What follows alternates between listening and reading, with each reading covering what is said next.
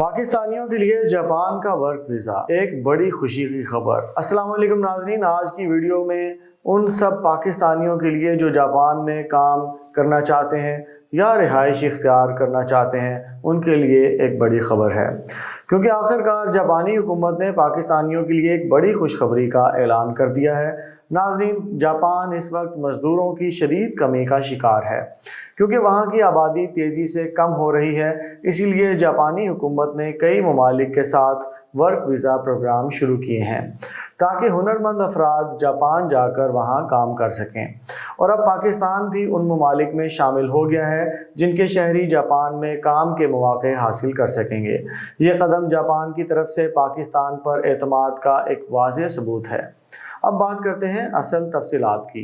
Japan foundation ने पाकिस्तान में एक ख़ास टेस्ट मुतारिफ़ करवाया है जिसका नाम है बेसिक टेस्ट। ये टेस्ट जापानी ज़बान में बुनियादी इबलागी सलाहियत यानी बेसिक कम्युनिकेशन स्किल्स को परखने के लिए बनाया गया है।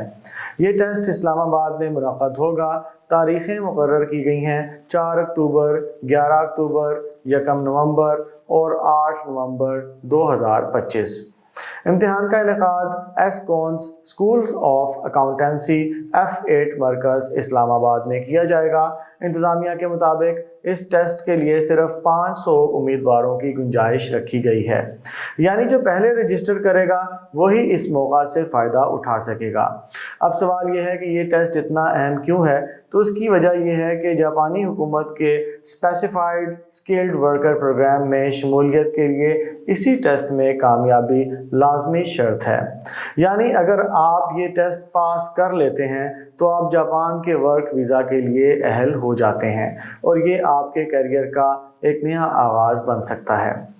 नाज़रीन, माहिरीन का कहना है कि इस इक़दाम से पाकिस्तानी नौजवानों को जापान में बेहतर रोज़गार के मौके हासिल होंगे, ख़ास तौर पर उनके लिए जो टेक्निकल, मैकेनिकल, इलेक्ट्रिकल, कंस्ट्रक्शन या फूड प्रोसेसिंग के शोबों में महारत रखते हैं।